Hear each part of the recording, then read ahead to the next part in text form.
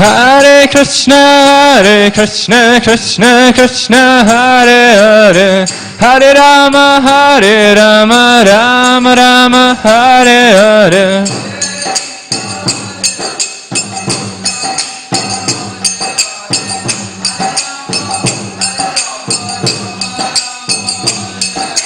Hare Krishna, Krishna Krishna, Hare Hare, Hare Rama, Rama Rama, Hare Hare.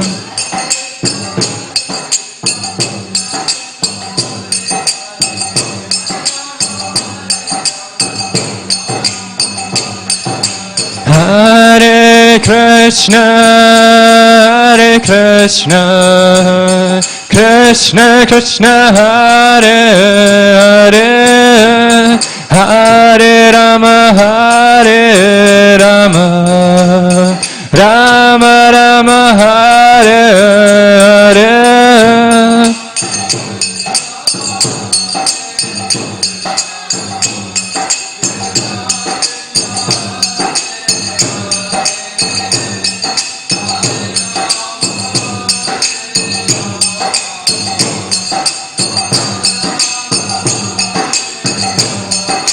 Hare Krishna, Krishna Krishna, Hare Hare, Hare Rama, Rama Rama, Hare Hare.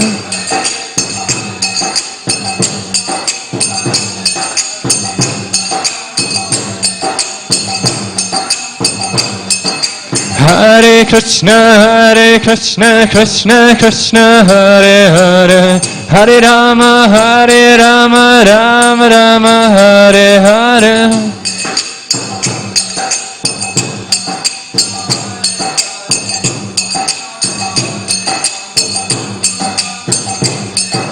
Hare Krishna, Krishna Hare Hare, Hare Rama, Rama Rama, Hare Hare.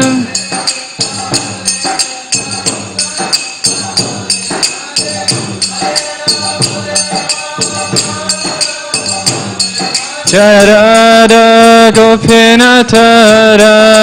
Gopinata Shri Radha.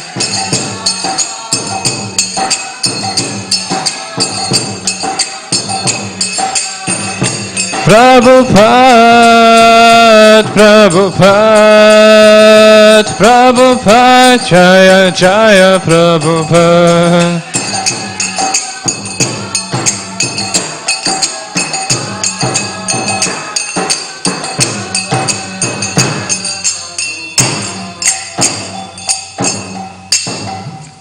Jam Vishnupad Param Sivarajagachara Shrotar Shratas Divine Grace Abhacharya in the Bhaktivedanta Swami Srila Prabhupada Ki Jai.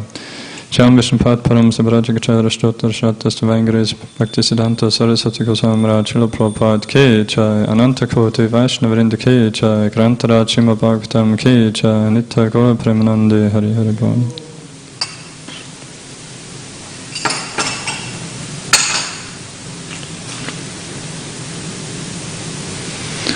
Om Namo Bhagavate Vasudevaya.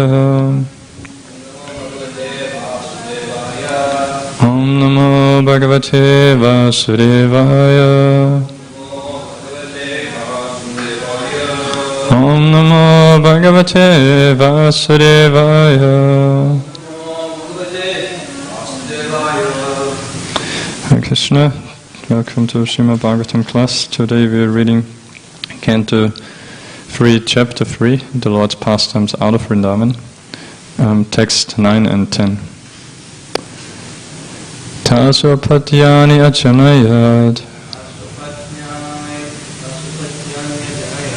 Tasopatyani achanayad.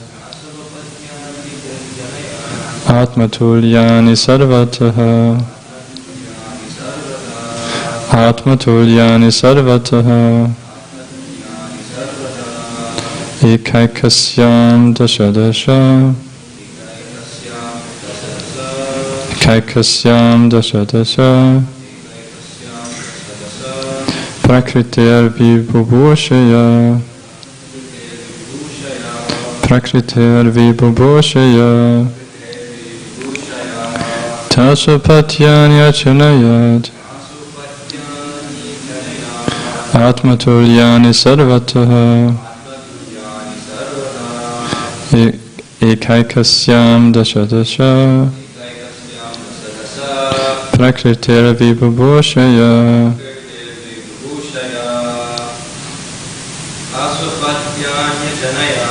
Tasapatyani achanayat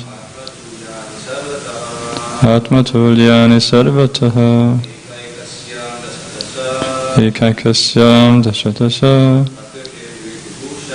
Prakritera vibhushaya Tasapatyani achanayat Atmatulyani sarvataha Ekaikasyam dashadasha Prakritiya vibhushaya. Word to word, tasu, unto them, apatyani, offspring, achanayat, begot, atmatulyani, all like himself, sarvataha, in all respects.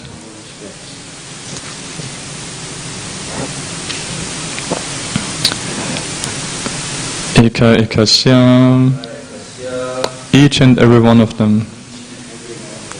Tasha, 10. Tasha, 10. Prakritihi, for expanding himself. Vibhushaya, so desiring. Translation by Isvaresvar Prabhu Ki.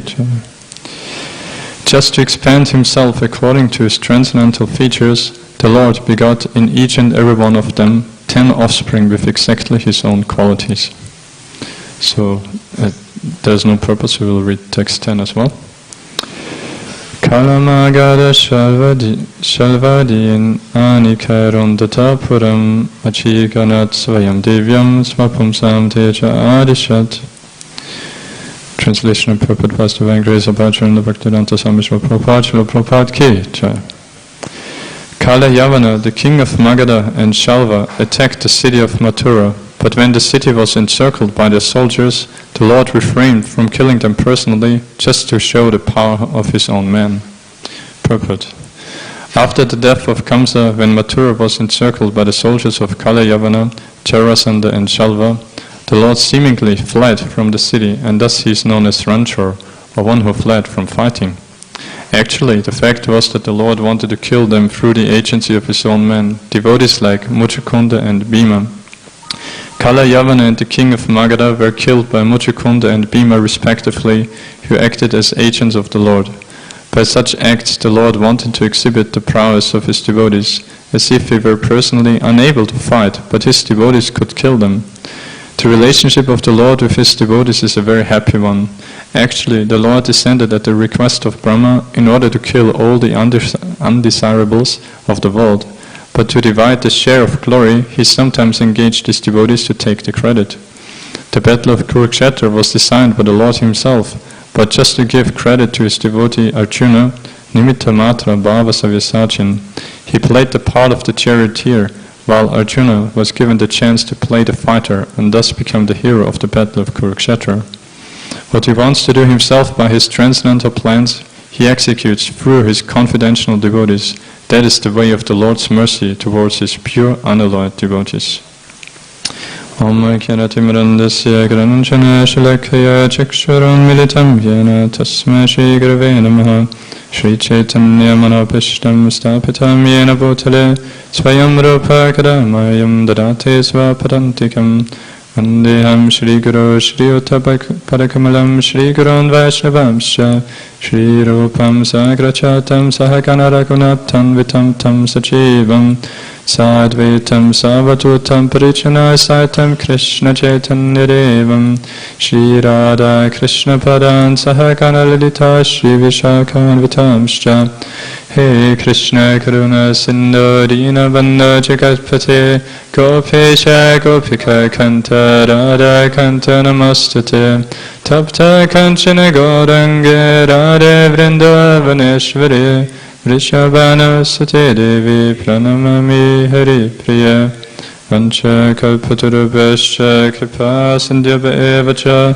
Patitanam Pavanebhyo Vaishnavebhyo Namo Namaha Jaya Shri Krishna Chaitanya Prabhu Nityananda Shri Advaita Gadadhara Shiva Sari Gaura Bhakta Vrinda Hare Krishna Krishna Krishna Hare Hare Hare Rama Rama Rama Hare Hare. Hare Krishna. Thank you for coming. So we have been discussing now over several classes the pastime, which today in text 9 is finally concluded, about Krishna's killing Bhaumasura, and in that way taking his wife Satyabhama to also on an adventure and marrying then the 16,000 princes which have been kept in prison by Narakasura, Bhaumasura, and then in text 10 we come to another pastime. So briefly about wrapping up this pastime that we've been discussing quite elaborately. One point I was thinking about that is like several times you've heard now about such a beautiful example of Krishna, why he's taking Queen Satyabhama with him, which is quite unusual, and understanding those reasons. And I was thinking when we hear like that, like understanding the Lord's inconceivable activities, when the acharyas give the reasons and then we try to hear them, try to understand them, then sometimes we might feel, well, it's just too much philosophy, why do we have to understand the reasons anyway, we can't understand Krishna fully. But actually, I think another way to take that is, yes, you can take that explaining some of the reasons why Krishna took Satyabhama with him, but also you can take it as that the Lord, by doing in that way, those reasons you can also take as all those different purposes that the Lord fulfills simultaneously. And that's one of his great glories actually, which gives great joy to devotees if we meditate upon that like for us the insignificant souls, conditioned souls, it's we struggle so hard for small achievements, whereas the Lord, anything he does, we know he does it effortlessly. He is the reservoir of all energy, so everything comes from him and everything happens completely effortlessly just by his willing. And also, but then when we see activities like this, which also means that he can, rather than us working very hard for one small specific result, he can do, by doing one act, he can, which he itself does effortlessly and does just for his unlimited pleasure. But just by doing one such act, he also can fulfill so many different purposes. Like in this case, we heard about that by taking Satyabhama, he gave her pleasure as she being in the rasa of being a bit chivalrous, being feisty, rather than in contrast to Rukmini, for example, who is very submissive. So she being a bit more in the fighting spirit. So that was one reason. Then another reason, by doing that, by killing Bhaumasura, or rather for being able to kill Bhaumasura, he had to take Satyabhama because she is the origin of Bhumi Devi, and Bhumi Devi was the mother of Bhaumasura. That's how the name comes, like Toshan Krishna explained yesterday. And so he had given this boon to Mother Bhumi that he would not kill her son, which was his own son actually, also in the form of Varahadev, as we heard. And so but by bringing Satyabhama in that way on this very fierce fight, then she would naturally want Krishna to kill this demon, rather than going through this anxiety of being in the battle for too long. so that was the second reason to be able to kill the demon. And then, and then further, he took Satyabhama also then, after killing Bhaumasura, then he brought back those personal items of the demigods which were stolen by Narakasura.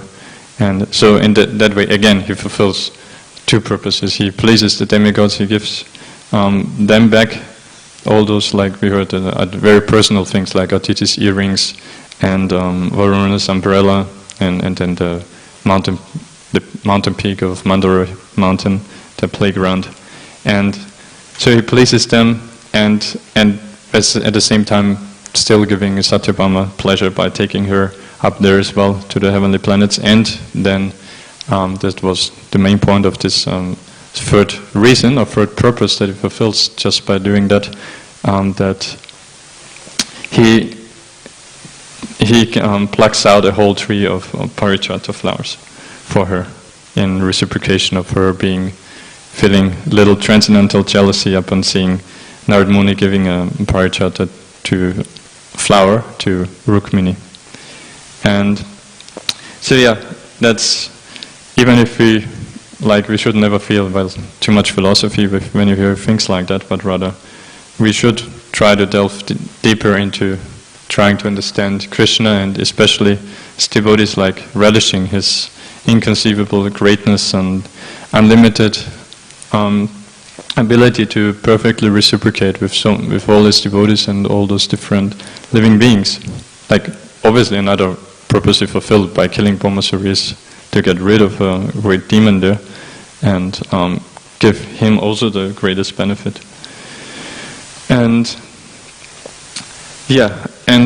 and also, like in this chapter so far, we have been discussing from, it's called the Lord's pastimes out of Vrindavan. So it started with in text 1 about the killing of Kamsa, and then in the further texts. So in all those examples, if we quickly do a quick recap, we see how perfectly Krishna reciprocates, and how it looks externally very different when it deals with devotees versus when it deals with demons. But we know Prabhupada many times says actually it's all the same, in the sense it's all on the absolute platform. Whatever Krishna does, it's all perfect and it's all beneficial for the other person. And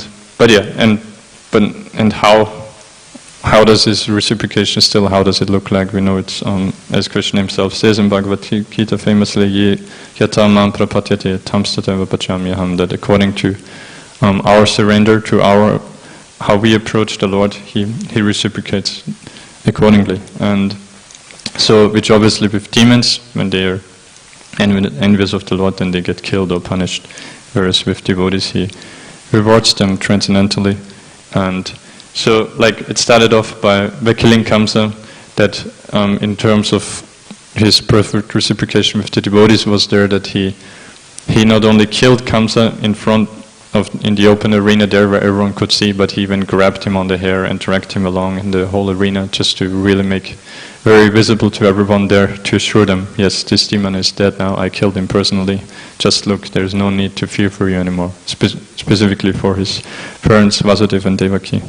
Then next pastime that we heard was how he brought back the dead son for his spiritual master Sandipani Muni, and which is again was an impossible proposal for anyone else to do, because how can someone bring back someone from who died? And also there we see he not only brought him back, but then he even very humbly submitted again to Sandipani Muni that if there's anything more he could do for him. So he showed also the perfect attitude of a disciple, and at the same time as showing that he is the Lord, he's ready to do anything and always wants to give to his devotees. But of course that depends. He knows the devotees perfectly well, so if we are materially contaminated and for material desires, he might not always fulfill them, because he wants to give us the best, and the best is pure love for him. So he reciprocates in that way. And then further we heard about how he kidnapped his first queen, Rukmini, famously, with also beautiful battle there. But again, a very personal, perfect reciprocation, how it looked almost impossible again, that how could everything was already arranged. He was even being taken there to the temple of Ambika to pray, like it is a custom just before the marriage to get the blessings, and she had written, and she never even saw Krishna before, we know, but she had written a letter sent it through a brahmana to Krishna, revealing her heart and expressing her desire and urging Krishna to come, and actually she instructed him even, you should kidnap me like that at that time. Another beautiful example of Krishna's perfect reciprocation. Then further we heard about Krishna's subduing the 7 bulls in order to fulfill the condition that the father of Nagnachiti had set for her daughter to be married, and we know there also that another reason how he not only did it to fulfill the condition and then marry her, but he did it in a way of showing again further assurance of how he will in the future also be able to perfectly deal with her, namely by he himself expanded into 7 forms and simultaneously subdued those bulls. So to show that even I might have already, she was not the first queen, so I might have already some other queens, but don't worry, I'm unlimited, I can expand, I can be fully there for you all the time. So, and then we started several texts now about this pastime with Queen Satyabhama, another devotee who was perfectly reciprocated with fear was, of course, Bhumi also, because she, even though her son was killed, which is not a very nice thing, of course, but then she requested the Lord to please take care of her grandson, whom she sent forth, and Krishna then reinstated him as the king there, and then of course another, which we concluded then with, another amazing example is then with those 16,100 queens who were imprisoned there, and whom he relieved. And like Toshin Krishna Prabhu, I think, he also yesterday discussed that a bit about how otherwise from a Vedic perspective, obviously they were in a very contaminated state, being there imprisoned in some other man's house, who was even a demon, and so being touched by him, which would mean that they are not fit for marriage anymore. But obviously Krishna is beyond such material considerations, and he knew that they are perfectly pure because of their pure devotion for him. And but then again, he not only accepted them, but he also, it's described that I think that was then yesterday, that Anurupa, exactly to match all those queens, the bodily features of all those queens, he expanded, not in a mechanical way, in those 16,100 further forms, but in each form different exactly to perfectly match this other queen, to have the greatest rasa, the greatest loving exchange with them. And of course, in contrast to that is then so that was text 9, including this pastime. That further then also so I'll quickly read it again. So text 9 is that just to expand himself according to his transcendental features, the Lord begot in each and every one of them 10 offspring with exactly his own qualities. So then he also fulfilled naturally the desire of women is to have nice children, and so he perfectly fulfilled that as well by begetting in each of them 10 and 10 children, and 10 perfect children, just as good as himself, as you hear here. So, yeah, that's what we heard about, this beautiful reciprocation he has with all his devotees.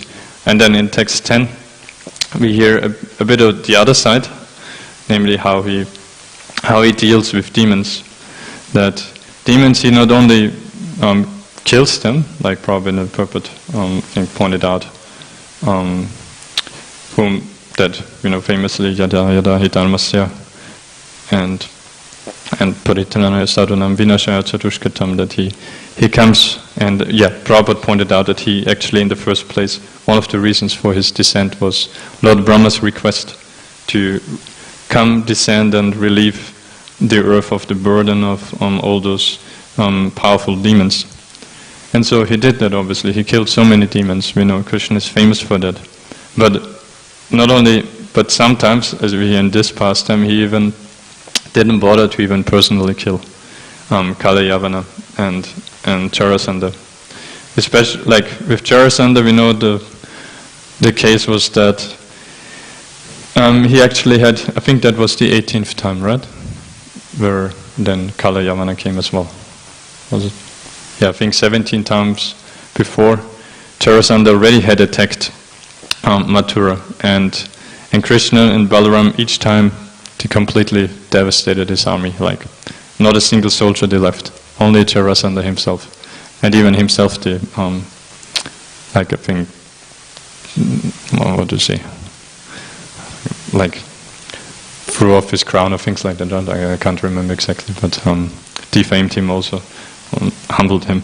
But Charasandha, he initially, right after the first defeat, he would have renounced and given up his kingdom and everything, because Kshatriya generally they're very proud. That's actually part of their nature, which is needed for performing their duty as great kings and for fighting and everything. But then he was convinced by his demonic friends that yes, it's just bad karma. The time was not on your side. Next time you'll win easily against this Krishna. Who is Krishna? You're so much greater. Like that. And so then but then not only one time, then 17 times he tried like that. And one nice reason that we hear why Krishna engaged Jarasandha like that is because he engaged him in this service of bringing more and more demonic soldiers right in front of him, so he wouldn't have to go out of his way, and can very conveniently fulfill his mission of relieving the earth of all these demonic soldiers. But this pastime then I'll just briefly touch on it, is when one time then that not only Jarasandha came for the 18th time, but then also another very powerful king called Kalayavana. And so seeing this, Krishna was apparently bewildered and don't remember exactly how did he. Anyway, let's go to the part where so then Krishna famously that he runs away from Kalayavana and like from the whole battlefield. And why? I mean, there's perhaps many reasons, but like one reason is why he does that is that he doesn't feel, again, yeyatamam prapatete. So with Kalayavana, he's so low that he doesn't even personally want to bother about him at all. So he really, and runs away means actually it's described he doesn't even, like we would imagine, like you run away very hastily or something. No, Krishna actually, it's described on the battlefield there, he just like very gently walks, but if he likes, he can walk in that way and be still faster than anyone else. So in that way, first of all, he just strolls about. I mean, everyone being perplexed, what is he doing here, just walking around like that, showing his back to them. But then he just keeps walking, and so of course they get infuriated, Kalayavana, and try to chase Krishna, But Kalayavana, he's a very powerful demon, so he runs very fast, but he just can't catch up fully to Krishna. And and as I said, Krishna, he doesn't even run; he actually walks nicely, but still faster than Kalayavana. But then coming to the main point of today's purport, and which is in the second part of the verse as well, is then the more important reason is because Krishna, we know, yes, he deals with the demons also accordingly to their approach to him, but who is always more important to Krishna? It is his devotees. And so the more important reason was that he wanted to give credit to, first of all here to Muchukunda in that case, he got the boon after having fought very valiantly on behalf of the demigods for many years, that then at some point he just got tired and asked for the boon to please just let him sleep, and until he would be able then to see Krishna. And for that purpose, if someone would disturb him, someone else other than Krishna, then as soon as he opens his eyes, that the person would be burned to death by fire emitting from his eyes. So that was Muchukunda's position. So he was lying there nearby in a cave, and so Krishna, of course, knew that, and so Krishna, went there, and while Kalayavana was chasing him, and so Krishna went into the cave, and he just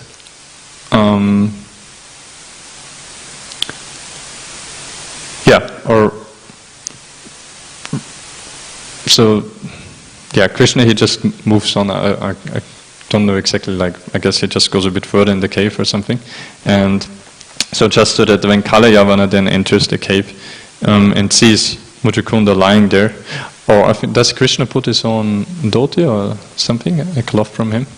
Can't remember.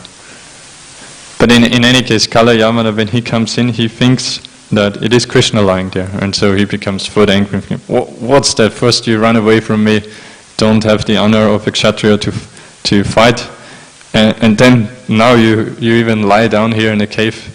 And so he kicks him, and so of course it is actually Muchukunda lying there. So he wakes up, and Kalayavana immediately gets burned to ashes by Muchukunda's glance. And then of course Muchukunda gets to see Krishna, offers beautiful prayers, and so Krishna, he cared about his devotee Muchukunda there, and not only to fulfill his desire to give him darshan, but also he in that way gave him the credit for killing Kalayavana, a great demon. And the other devotee then Prabhupada mentions here in the purport is Bhima. Why Bhima? Because while Kalayavana was here, then Jarasandha, we know how did he get killed? He got killed by Bhima. And even though, because they were actually equal in strength, both like the strength of 10,000 elephants, and so they were fighting for a long time, and until then Krishna indicated to Bhima about how to kill Jarasandha, because Jarasandha, we know from his birth, he was actually joined together by one witch, or how do you say, one Rakshasi, who called Chara, and that's why his name was Jarasandha. And so Krishna showed him just like a blade of grass that you can pull apart, and so that's what Bhima then did with Jarasandha and killed him in that way. So again, he gave the credit to Bhima to kill this great demon. So Krishna takes great pleasure in giving credit to his devotees. And like one beautiful sentence that Prabhupada had said in the purport is that by such acts the Lord wanted to exhibit the prowess of his devotees as if he were personally unable to fight, but his devotees could kill them. So that's the sweetness of the Lord's dealings with his devotees, that he, everyone who is sane knows that he is the greatest of all, and everything is acting under his direction, everything in one sense is done by him. But he likes to play as if he couldn't do things, and that he would depend on the devotees to get it done. And then and of course then another famous example Prabhupada gives here in the Prabhupada about Arjuna in the Battle of Kurukshetra, that Prabhupada quotes here also from 11th chapter, Nimitta Matram Bhavasya Visachin, that Krishna tells after showing his universal form to Arjuna, where Arjuna then even in the Kala Rupa, in the form of time, sees how all the soldiers actually get crushed by the teeth of Krishna in the form of the universal form, so that all the soldiers already get killed by the Kala Rupa. And so in other words, he shows to Arjuna that, well, you are bothered about fighting or not, but actually they are already being killed. So the only question is, do you want to take the credit or not? And so that's why Krishna says, Nimitta matram bhavasya vasachin, thus just become my instrument. But again, the sweetness of Krishna there, savya sachin, means, Prabhupada explains that in the Prabhupada in Bhagavad Gita, that great wielder of the bow, I think, right? Something like that. So that, because just become my instrument sounds a bit generally like, so what's the use of me then? If I envy you actually do it, then I should be your instrument. Of course, Arjuna is pure devotee, he wouldn't mind, but still, Krishna sweetly then concludes this instruction as addressing him, Savyasachi, oh great wielder of the bow. So don't worry, you're a great person, but sorry, I just had to tell you here in the form of Bhagavad Gita, because I'm instructing the whole world through that actually I'm the one doing. But but that's the beauty of Krishna, understanding on the one hand him to be the Supreme Lord who's doing everything, but then seeing through all those pastimes how he takes actually great pleasure in giving the credit to others. So it is not insignificant to get to be an instrument of Krishna. That's the perfection. That's the greatest thing that anyone can achieve. Because there's only two options. Either we're an instrument of his external energy of Maya, or we're an instrument of his internal energy, Yoga Maya, thus of him personally, directly for his pleasure. And so there's many more examples about how when the Lord gives credit to his devotees. Another famous example, of course, is Hanuman, whom is so much glorified by simply jumping over the ocean to Lanka. But not only Hanuman, like Lord Ramachandra, he gave credit to the whole Vanara army. That, he's the Supreme Lord, he wouldn't have needed anyone, but it's amazing how much help he took from so many devotees in the whole Ramayana, and in that way how much credit he gave to the devotees, how much he took pleasure in glorifying the devotees. Like also Chaitanya, for example, so heartily he took care of him and glorified him and all of that. So, and then of course, who would not, if this Lord Sri Chaitanya Mahaprabhu, he is the most magnanimous form of Krishna, so he of course is also very expert in giving credit to devotees. I'll briefly tell a few things from one article from His Holiness Radhanath Swami Maharaj about how Sri Chaitanya Mahaprabhu takes great pleasure in giving credit to his devotees. And so some examples there are that, first, giving credit and by also many times by directly glorifying his devotees. Like one famous example is Haridas Thakur, whom Krishnadas Kaviraj Goswami mentions that he glorified him as if he would have 5 mouths. Haridas Thakur's greatness. There's in Antilila, there's a whole chapter on the glories of Haridas Thakur, where we see the amazingly sweet dealings between Mahaprabhu and Haridas Thakur also, and whom to make it even more apparent, we know the background of Haridas Thakur was that actually externally he was born of very low, not only caste, he was not even Hindu, he was from a Mohammedan family. So in that sense, actually, from an untouchable class, he was made Namacharya by Sri Chaitanya Mahaprabhu. And another famous example of whom he glorified very much was Vasudev Dutt, whom it's mentioned, whose merciful nature he glorified as if he would have 1,000 mouths.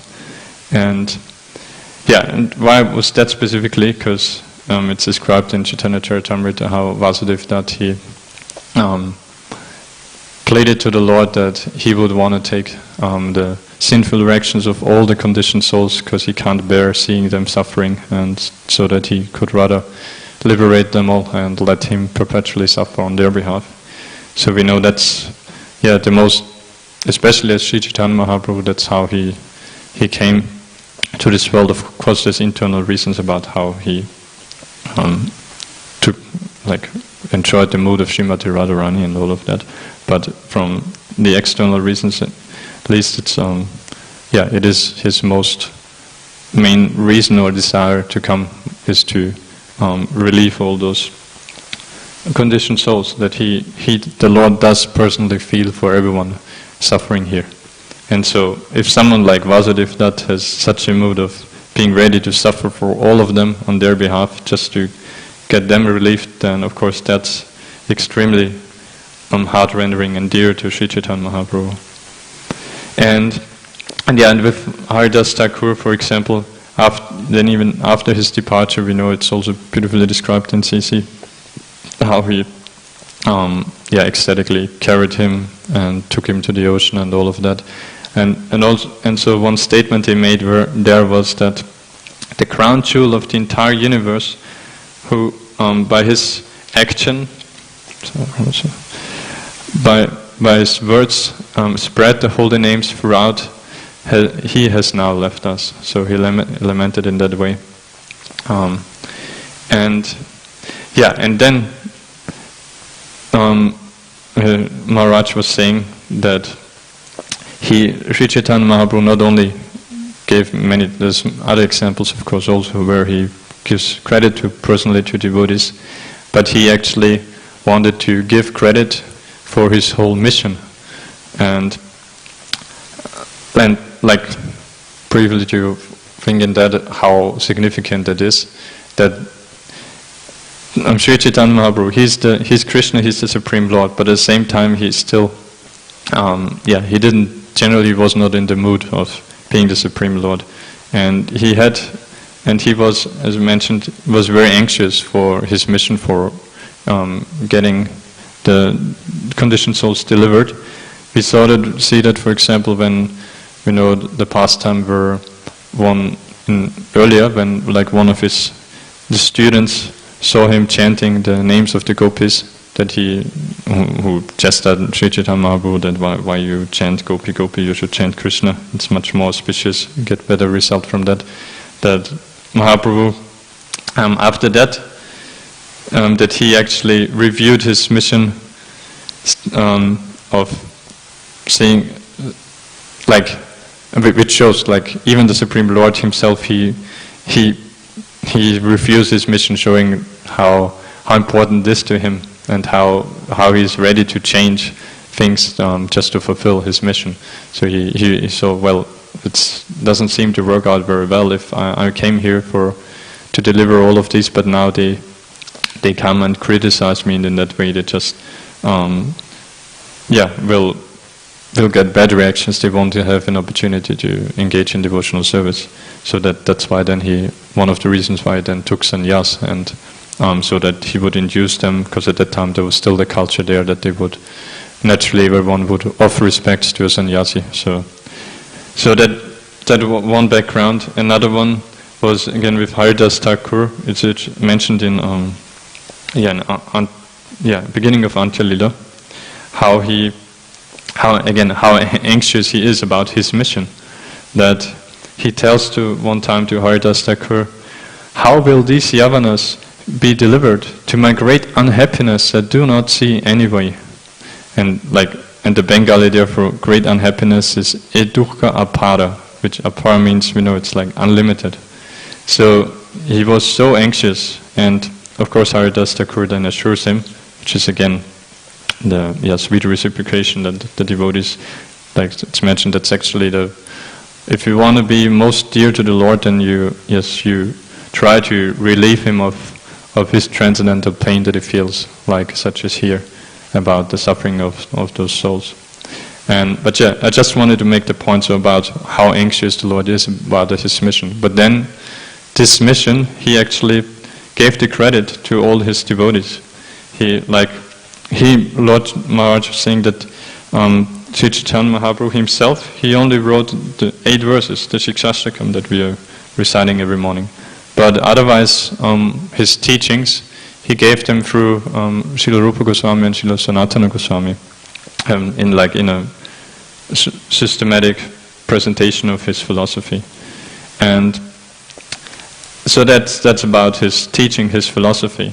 Then in his mission further, what was another aspect, also his own biography. For that he empowered Raghunath Das Goswami to tell it to Krishnadas Kaviraj Goswami, who then wrote Chaitanya Charitamrita based on that. And then also about the Dhams.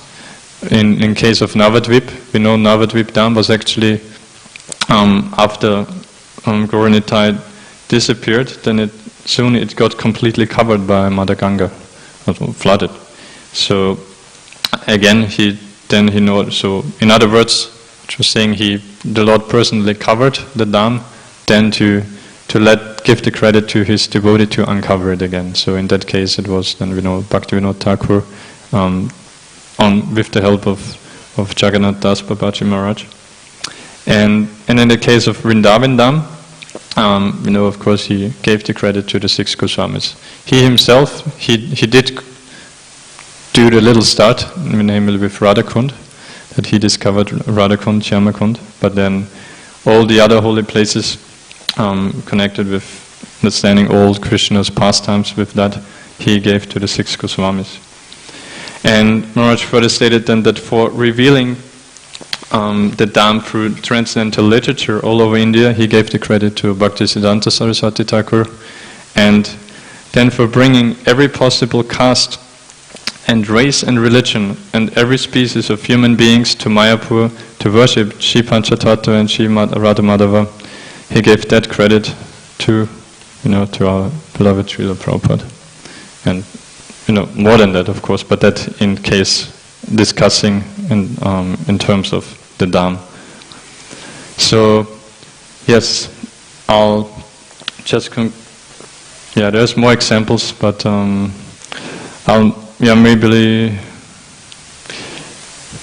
briefly, let's quickly go through with another amazing point is when Sri Chaitanya Mahaprabhu goes to, or rather, after all the devotees of Bengal, when he had the pastimes with them, right, Ratha Yatra and all of that, and staying for those 4 months, that he sends back then specifically Lord Nityananda Prabhu, he instructs him to preach in Bengal rather than staying with him.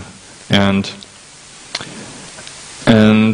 I won't go too much into detail here, it's running out of time, but another nice point I wanted to make here is that so to understand that the Lord, he not only, first of all, he is the one who is empowering us. So, like we know, actually, like he explains in Bhagavad Gita, we only have a very small contribution to whatever we do. The Lord is there as a super soul, as the most important doer, and then the body is not ourselves, neither is it from ourselves. It's the Lord's material energy, so which is called etc., the place of activities with the senses, and the action. Then it depends also being on the endeavor and there's like 5 factors of which determine an activity. Krishna explains, I think, in 18th chapter. So yes, actually it's the Lord who is empowering us first of all. Then further, but still he wants to give the credit to us, and because I'm saying this for us to feel a bit more secure and like that there's never any possibility of Krishna ever cheating us, like especially when we try to engage in his devotional service, but rather how amazingly he does everything for us. So he empowers us, then he wants to give the credit to us, and also he assures us that he is personally always there for us. Because that's nicely seen also in this example of Lord Nityananda Prabhu. Just want to mention that he tells him to rather preach in Bengal, and thus, again, of course, gives him the credit for that. But also he assures him that whenever you dance, I will be there personally with you. I won't be visible to anyone else, but I'll be there. That's Krishnadas Kaviraj Goswami explains in Chaitanya Charitamrita also that the Lord, he delivered actually all the people especially in three forms: Sakshat, which is him personally, directly, and that one is called Avirbhav. So where he is not visible to the general people, only to very few, like in that case with Lord Nityananda Prabhu. And the third is Avish, where he enters personally devotees like Nakula Brahmachari. And so the Lord, he doesn't tell us, his devotees, what he wants to be done, and then leaves it with that, abandons us or anything like that. No. He tells Lord Nityananda Prabhu to go there, but also assures him that he will be there with him. And so giving credit is a beautiful, loving reciprocation between the Lord and the devotees, because of course then the devotees from their side, they are not foolishly take the credit, but rather they understand that the Lord is actually the one who's doing, and they give the credit to him. Like in that case, the response of Lord Nityananda Prabhu is that by your inconceivable potency, you can do whatever you like, and whatever you make me do, I do without restriction. So that's the attitude of a devotee. I'm ready to be used as an instrument in whichever way you like me to do, but I know that you are the one who actually deserves the credit, but who loves to give the credit to his devotees. Okay, so we'll end here. Grantarachima Bhagavatam Ki Jai.